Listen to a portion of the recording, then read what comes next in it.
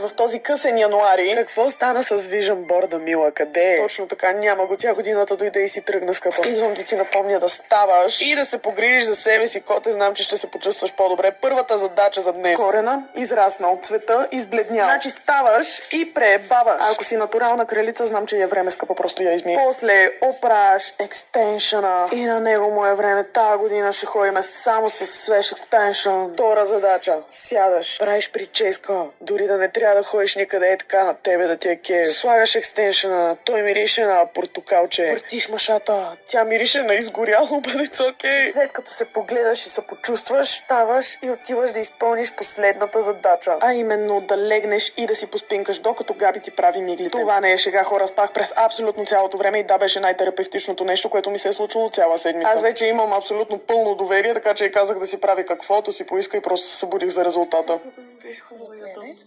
О май гад.